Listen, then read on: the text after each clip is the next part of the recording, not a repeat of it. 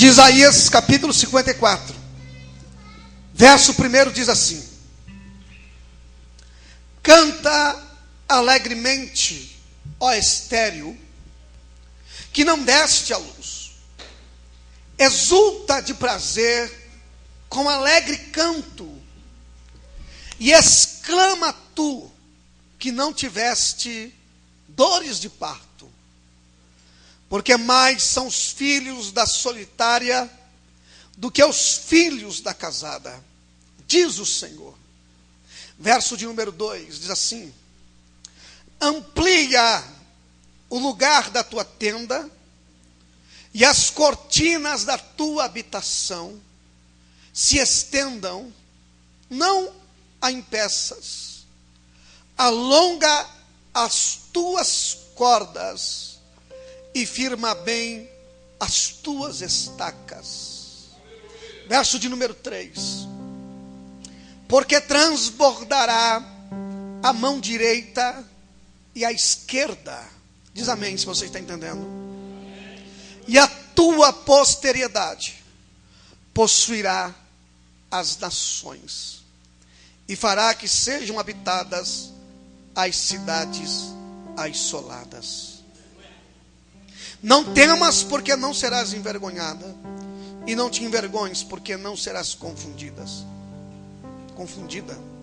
Antes te esquecerá da vergonha da tua mocidade, e não te lembrará mais do opróbrio da tua viuvez. Glória a Deus. Preste muita atenção. O Espírito de Deus está aqui, queridos.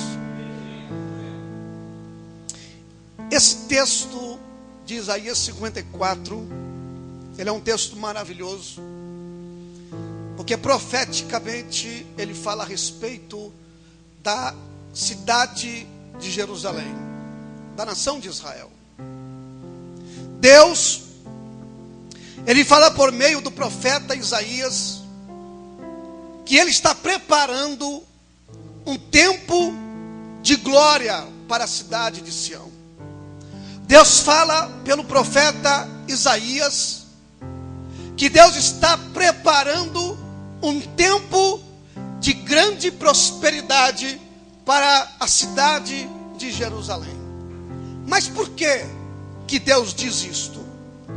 O texto, ou melhor dizendo, o contexto desta profecia, a qual Isaías, sendo usado, inspirado pelo Espírito Santo, ele aponta para um tempo futuro da nação de Israel.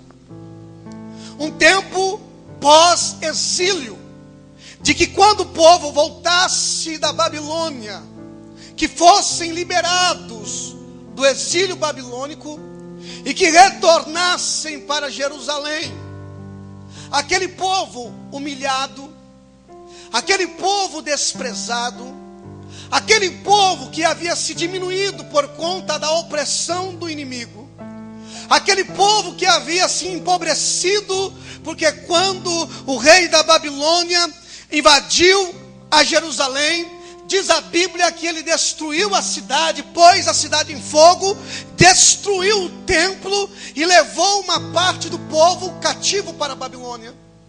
Aquele povo que foi preservado por Deus na Babilônia, na época de Ciro, retorna agora para Jerusalém. Um povo que não andava mais de cabeça erguida, um povo que não tinha mais vestes de louvor, um povo que há muito tempo havia pendurado as harpas, como diz o Salmo 137, que eles não mais louvavam a Deus porque estavam cativos na Babilônia. E diz o texto que até mesmo aqueles que haviam levado eles cativo, pediam para eles que cantassem louvores e músicas de Sião. Eles pediam dizendo: não pendure as vossas harpas, mas cante, porque os louvores que saem da boca de vocês alegram a nossa alma. Os louvores que são entoados por meio de vocês traz-nos libertação, traz vida e vigor para nós. Isso eram os babilônios dizendo para o povo de Israel, que estava cativo na Babilônia. Mas um povo que foi resguardado por Deus, Mas um povo que foi cuidado por Deus, mesmo cativo, agora são liberados a retornar para Jerusalém. Um povo que não havia perdido a sua identidade. Aprenda esse princípio, queridos. Não importa o que você esteja vivendo na sua vida, não importa a condição na qual você se encontra, não importa a situação que você esteja vivendo, seja ela de gênero moral, seja ela de gênero espiritual, seja ela de um gênero mesmo físico ou material. Eu creio num Deus que muda a história, eu creio num Deus que muda o quadro. Não importa qual seja a situação do cativeiro que a pessoa esteja vivendo.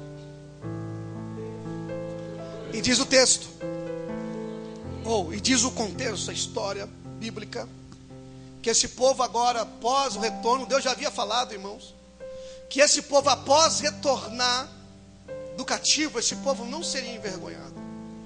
Eles se considerariam como uma mulher estéril. Se tinha algo que era de pior naquela época, era a esterilidade. Mulher que não dava filho, era mulher que estava amaldiçoada. E nós vemos na história da Bíblia que isso era fato na vida de muitas mulheres, de grandes homens de Deus, na qual Deus mudou a história delas, porque elas creram no poder de Deus. Nós temos a história de Ana, que contamos aqui na semana passada. Ana era estéril.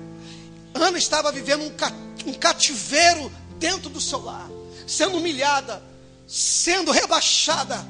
Mas quando ela chegou no templo em Jerusalém, que ela colocou a sua cara no pó e começou a clamar ao Senhor, pedindo a Deus que Deus lhe desse um filho, Deus mandou um filho para ela, que se tornou juiz de Israel. Aprenda isso aqui, Deus é perito em mudar cativeiro. E quando Ele muda o cativeiro, Ele muda para valer, meu irmão. Ele muda para valer.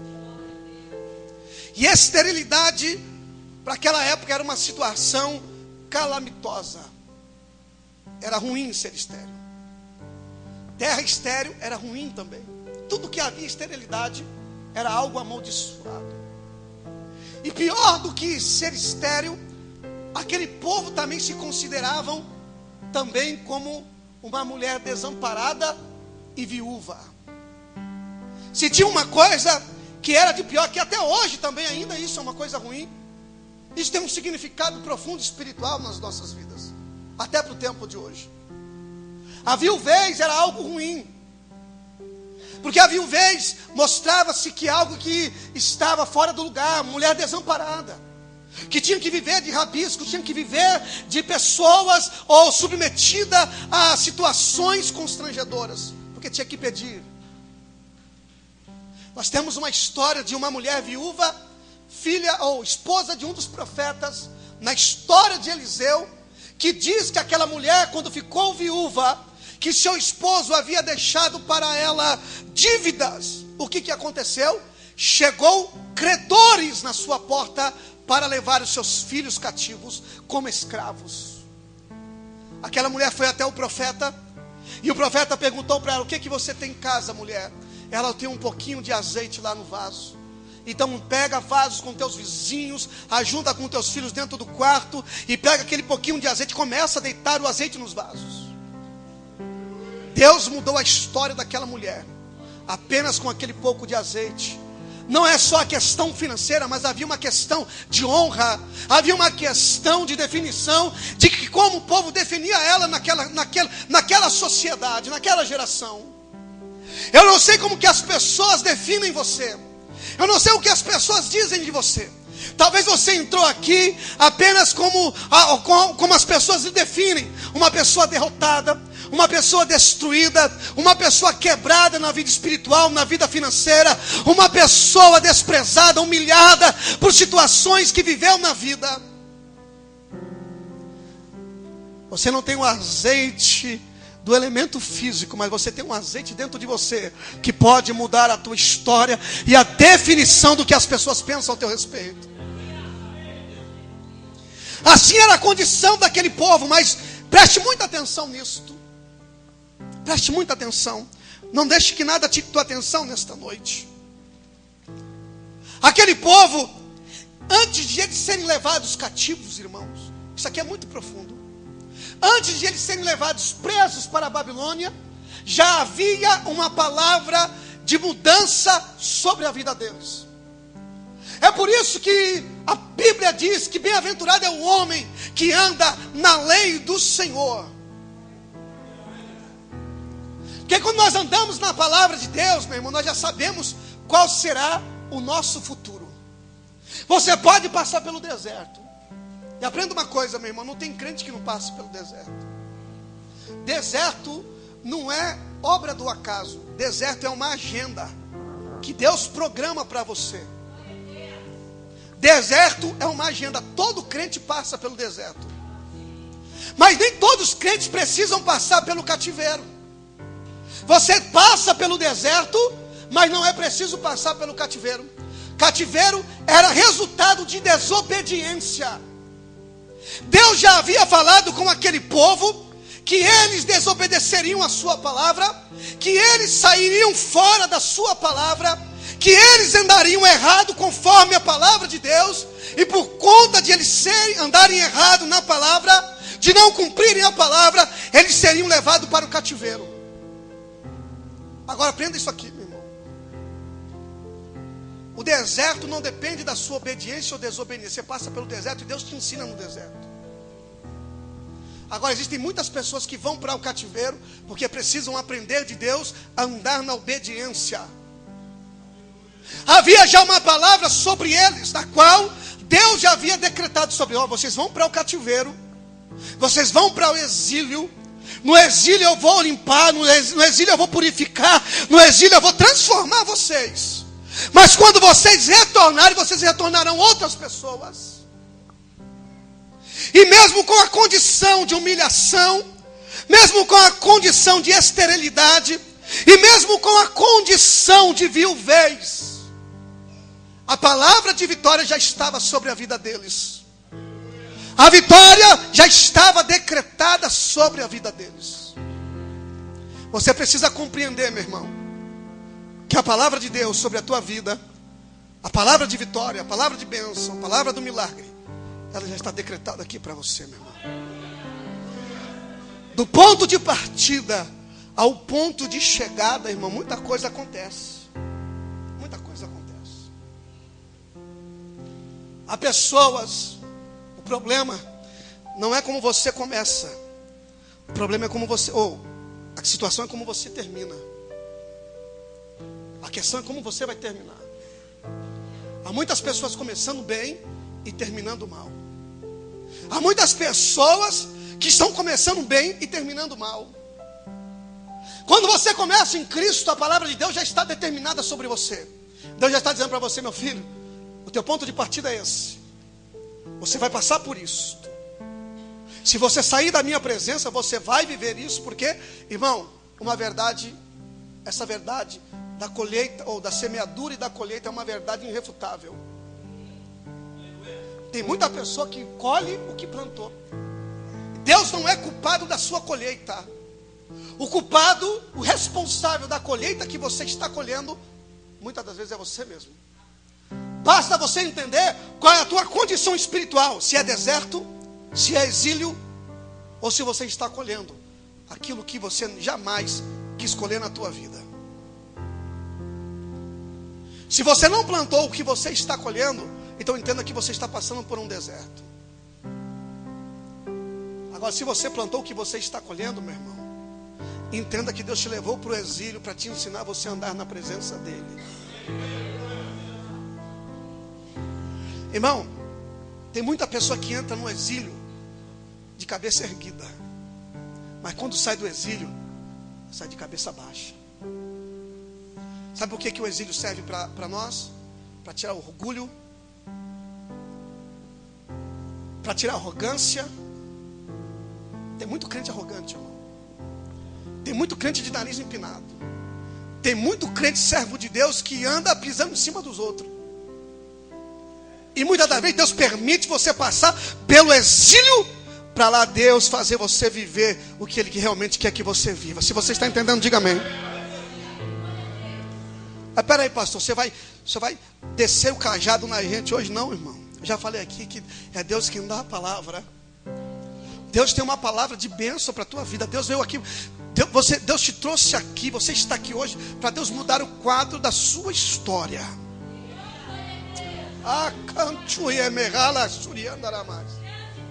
Ele está aqui, você pode adorá-lo. Você pode glorificar o nome dele.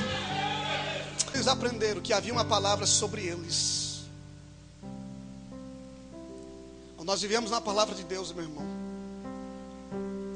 Nós vivemos aquilo que Salomão diz lá em Eclesiastes. Melhor é o fim das coisas do que o início delas. Irmão, a vitória não está no começo, não está no meio, mas está no final. Então, passe por o que você tem que passar. Viva o que você tem que viver. Aprenda o que você precisa aprender. Entenda que a vida, meu irmão, ela não é um mar de rosas, principalmente para o cristão, principalmente para o crente. O que ele tem que aprender a viver é no sobrenatural. Porque a pancada vem, meu irmão, a perseguição vem, a luta vem, a calúnia vem, a mentira vem, a falsidade vem, a traição vem. O que importa não é se você ganhou ou se você perdeu. O que importa é como você está diante dele. A Bíblia diz que Jó perdeu. Primeiro ele ganhou e Deus tirou tudo dele. Permitiu que o diabo tirasse tudo dele. Tirou a família, tirou os bens, tirou tudo, até a honra diante dos seus amigos. Mas tem uma coisa que o diabo jamais pode tirar de você, meu irmão: a presença do Espírito Santo de Deus. Tem uma coisa que jamais o diabo pode tirar de você: é a fidelidade. Tem uma coisa que o diabo jamais pode tirar de você, a não ser que você deixe: é o compromisso com ele, é a integridade espiritual, moral na sua vida. O diabo chegou e falou: olha, Deus, já fiz tudo que tinha que tirar. E Deus falou: você viste meu servo Jó? Ainda é fiel, se desvia do mal, permanece na minha presença.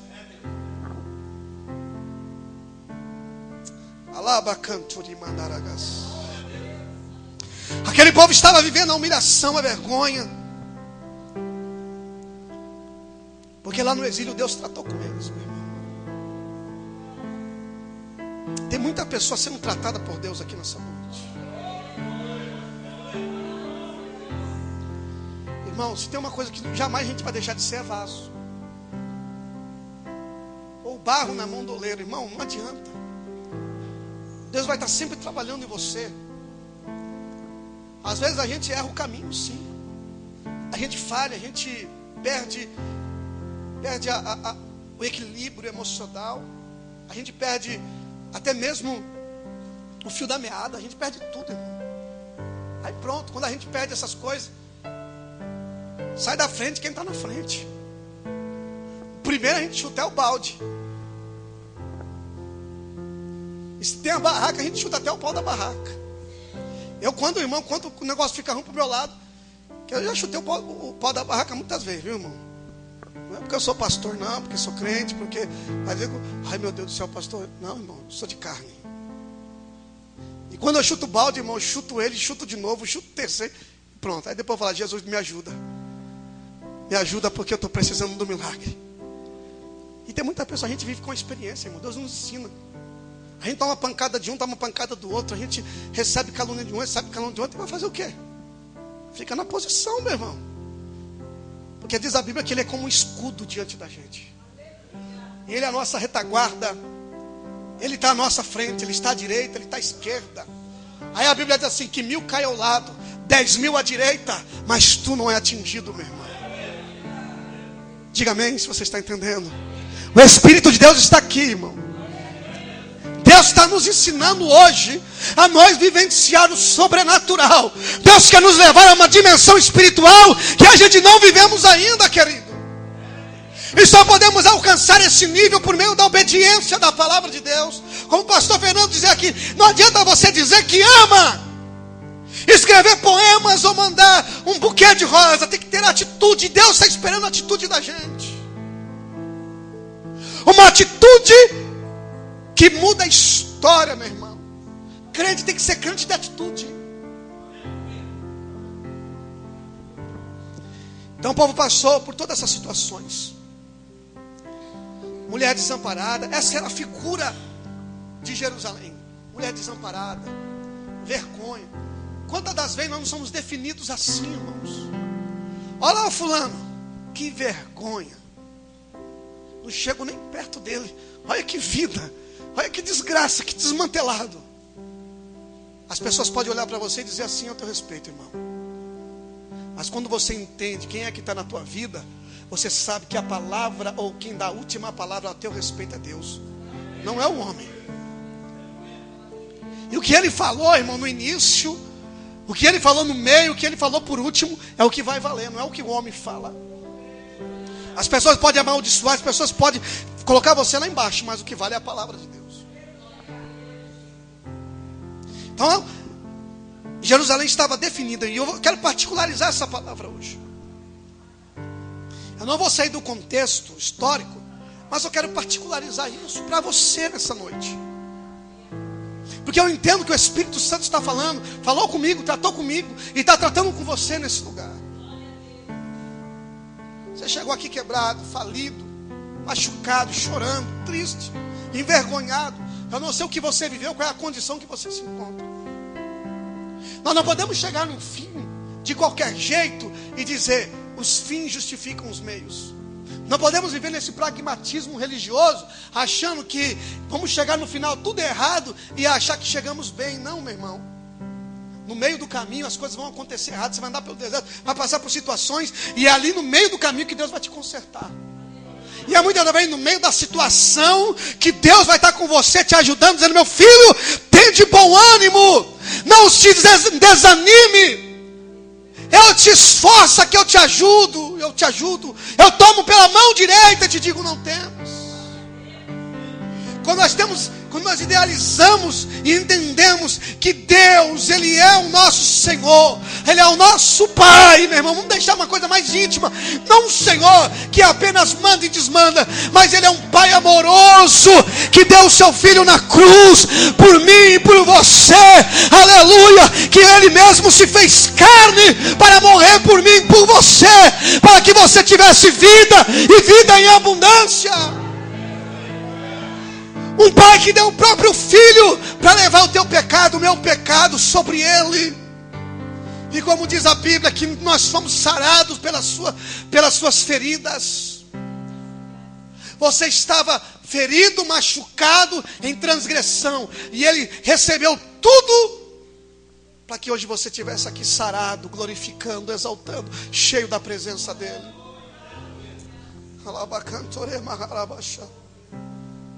Então essa era a definição daquele povo: humilhação, desamparo, vergonha, viuvez. Estavam quebrados, irmão. Nacionalmente falando, aquela nação estava quebrada. O templo estava destruído, as casas estavam queimadas a fogo. É o contexto que remete a Neemias, que quando Neemias retorna do cativeiro, que ele recebe carta do rei Artaxerxes para ir depois da além do Eufrates e do Jordão, melhor dizendo, para reconstruir os muros de Jerusalém. Quando ele chega, a primeira coisa que Neemias faz com a sua cavalgadura é andar por entre a cidade. E diz que ele vê a porta das ovelhas queimada, a porta tal destruída. Ele passa a porta das águas queimada a fogo, os muros caídos. E ele entende que ali era o momento de reconstruir. Sabe por que, irmão, era o momento de reconstruir? Porque esse povo que ia retornar, precisava retornar, mesmo de cabeça baixa, humilhado, envergonhados, mas quando chegasse, Deus ia exaltar eles. E quando Neemias reconstruiu os muros de Jerusalém, o povo estava preparado para retornar. O povo veio desde a Babilônia, envergonhados, de cabeça baixa. Deus não te chamou para você andar de cabeça baixa, irmão.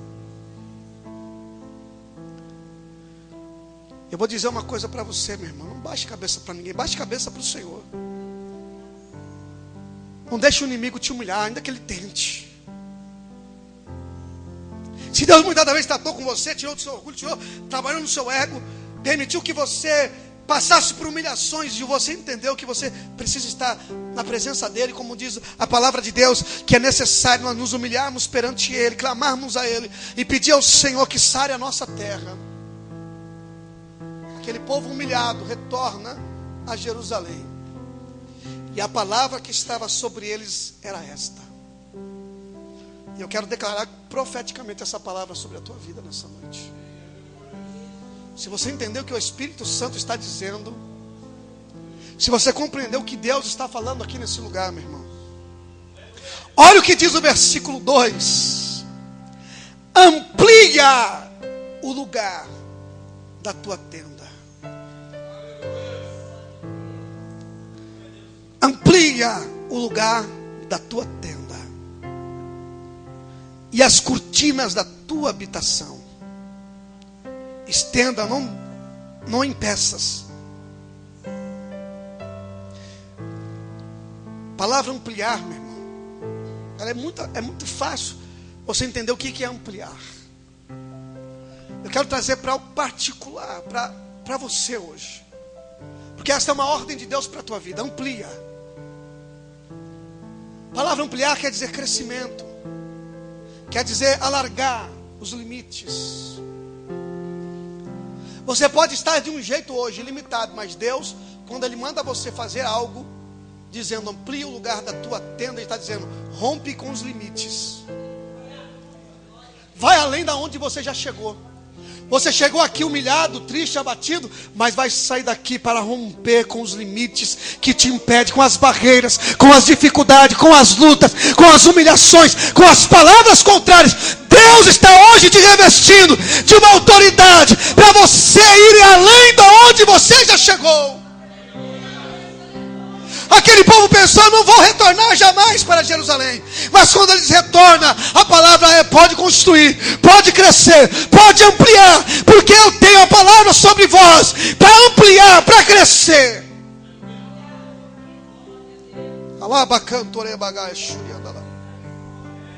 Amplia o lugar da tua tenda. E tenda tem algo muito profundo também, irmão. Fala de intimidade com Deus. Fala de intimidade.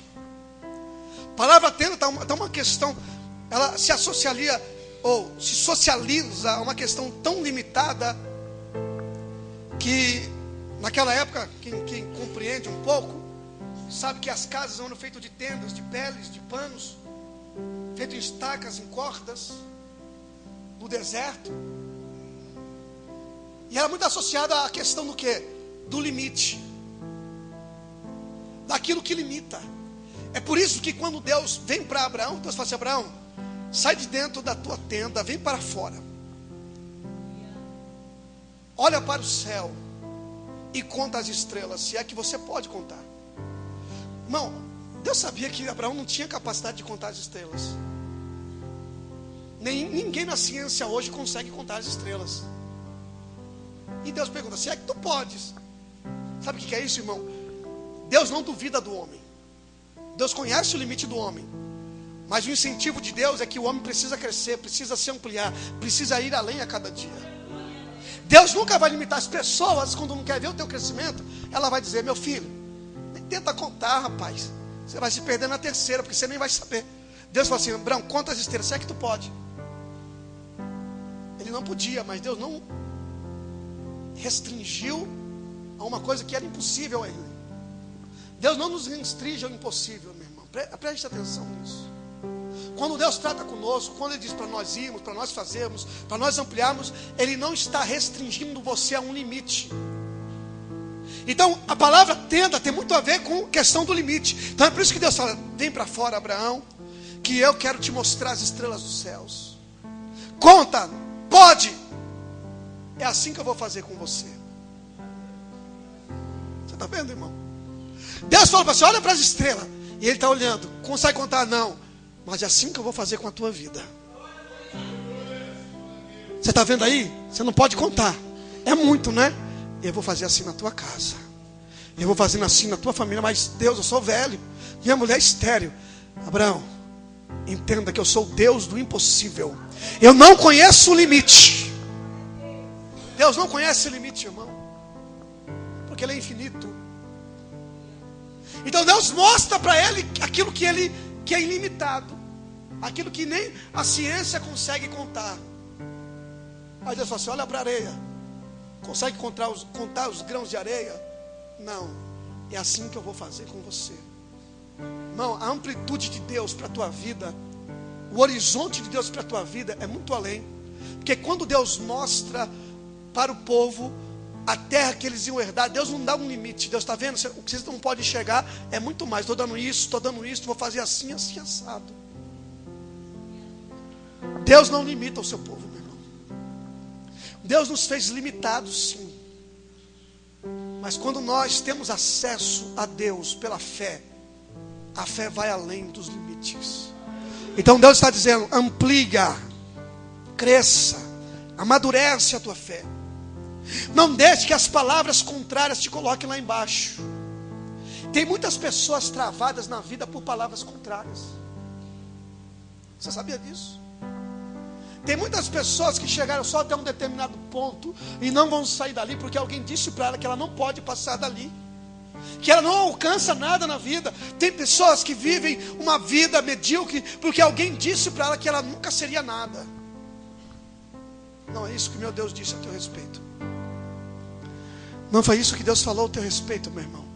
O homem pode falar uma coisa, mas Deus fala outra coisa a teu respeito nessa noite. Ô Espírito Santo, você pode glorificar a Deus nessa noite, meu irmão. Hoje é noite de ampliar as tendas.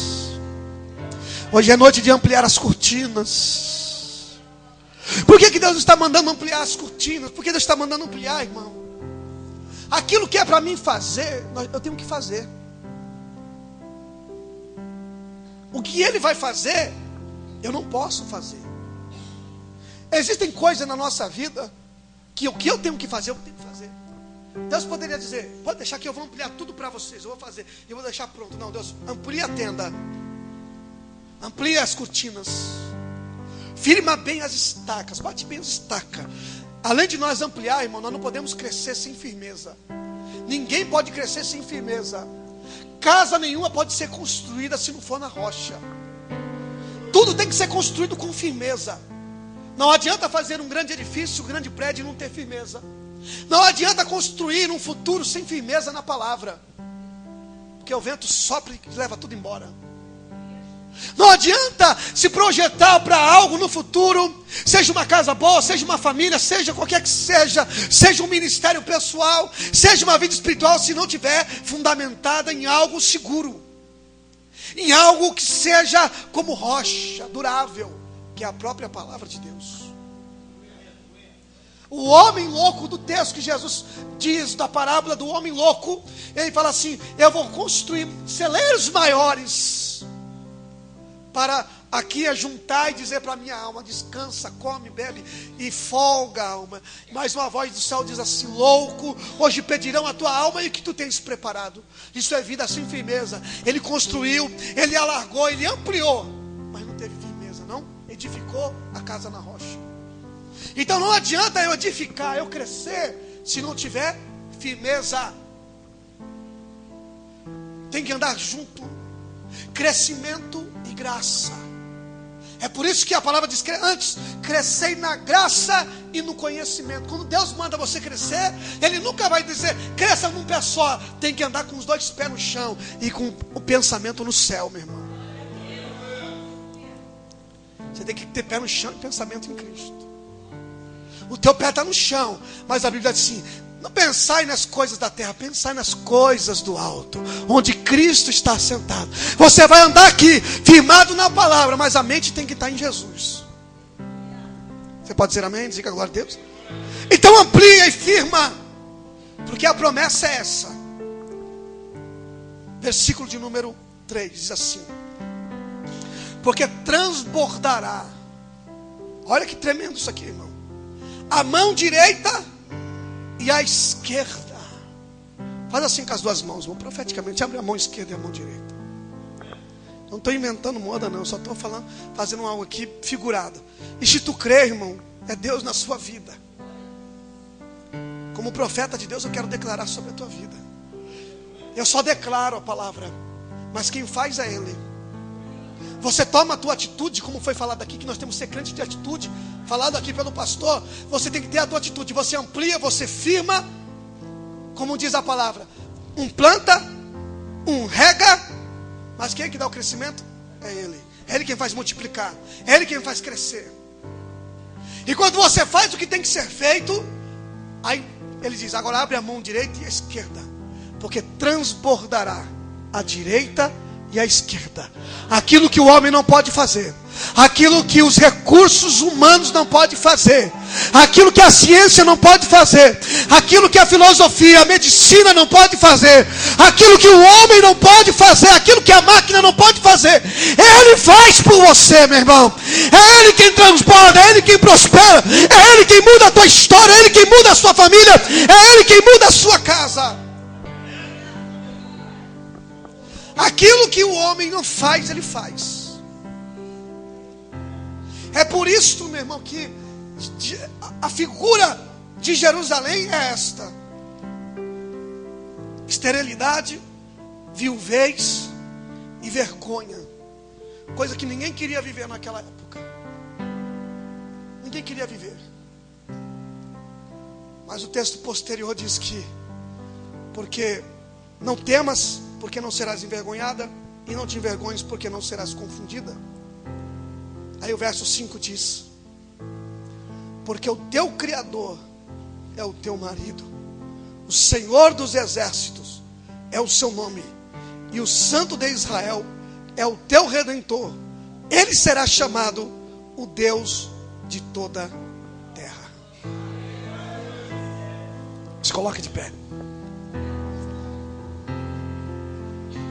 Canta alguma coisa aí, meu filho. Sai da tua tenda, ó filho meu.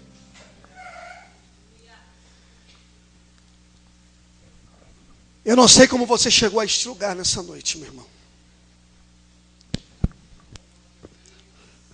O que é para tu fazer, você tem que fazer. Firma as tuas estacas. Amplia o lugar da tua... Pastor, o que eu tenho que ampliar? É construir uma casa maior? Não. Deus ia fazer aquele povo multiplicar novamente.